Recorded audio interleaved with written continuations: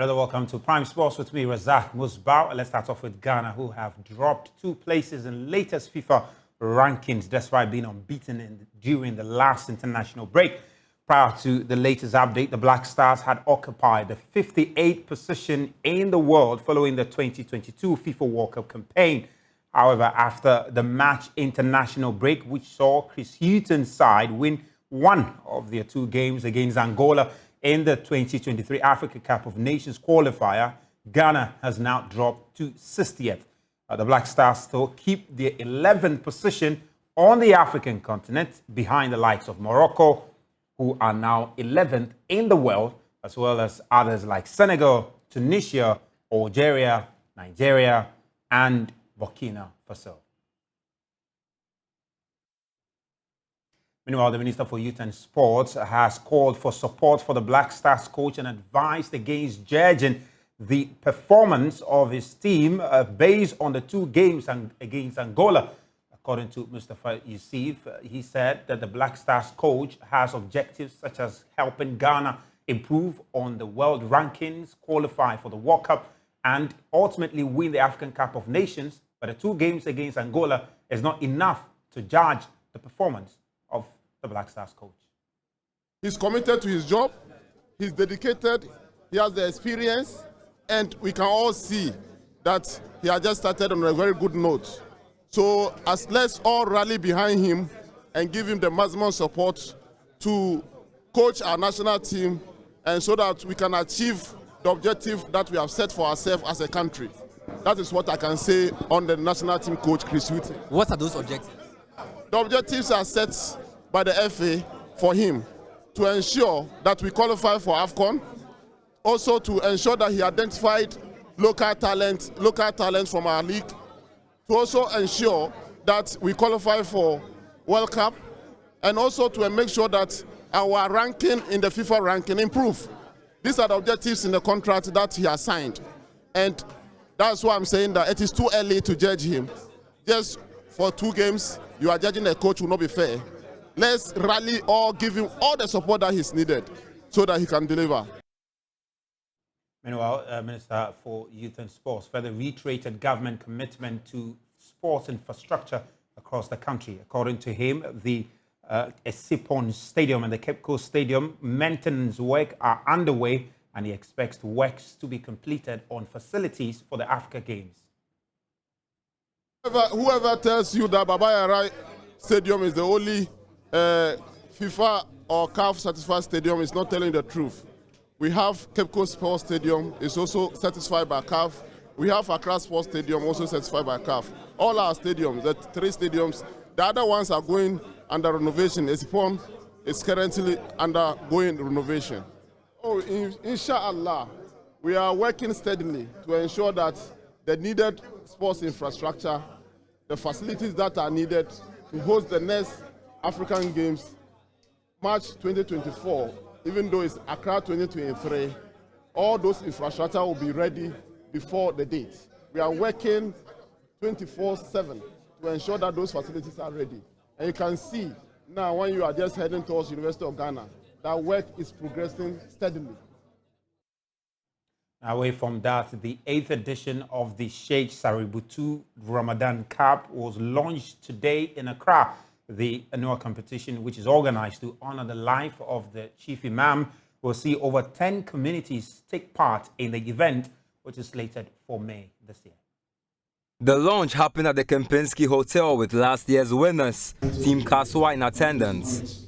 Honorable Farouk Aliu Mahama chaired the event, which was also attended by the Minister for Sports, Mustafa Yusuf, and he highlighted that there is a commitment from government to ensure community sports like the Ramadan Cup are promoted. Urge the youth from all the participating communities to continue to uphold the values of the competition. That is the discipline, unity, togetherness, and also seize the opportunities therein. And also, it is also possible that Ghana sports will grow bigger and bigger, inshallah. Tamimu Issa, The man who birthed the idea of a Ramadan Cup 8 years ago indicated the tournament is not exclusive to only Muslims. This looks like a dream come true in the sense that when we had a dream of this competition in 2015, 8 years ago, we never anticipated. We had big dreams for it, but we didn't anticipate that the height it has attained will be achieved so rapidly. And looking back in 8 years where this competition has reached, the strides it has made within our Zongo communities, in the media circles, and even on the international level, it's something that all of us are proud of. And one interesting thing about the Ramadan Cup is that it is not for Muslims. Zongo community is not made up of only Muslims.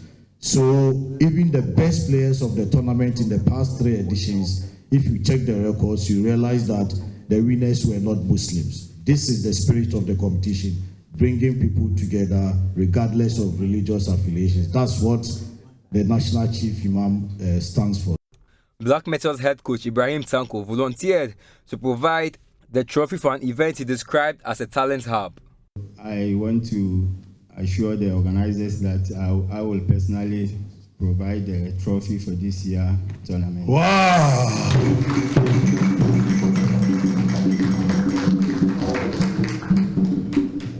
And this tournament, I've provided a lot of talent, especially the last year one. I was there, I watched most of the matches, and I invited 2 players to Accra Lions. One is still with us, and I'm sure a lot of teams also have some of the players. So I hope this year's one will be better. We will have more talented players so that, and like Mr. Temimu said, Zongo is not only for Muslims. We have Christians, so we are all together. We thank God that He gave us a country that Muslims and Christians are all together in everything. This year's Ramadan Cup will feature 30 teams, 2 more than last year's 28, and is likely to begin a week after Salah. And the GFA General Secretary, Prosper Harrison Addo, explained the tournament is seen as an adopted part of the GFA's calendar. From the Ghana Football Association provide the match officials and then also equipment to make sure that the day is successful.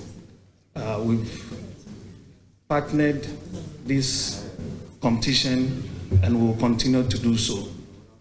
Indeed, our father has been a pillar to the Football Association, and we can never find enough words to thank him. So if it is that there is a competition in honor of him, then we need no invitation. Indeed, we must run to go and be part.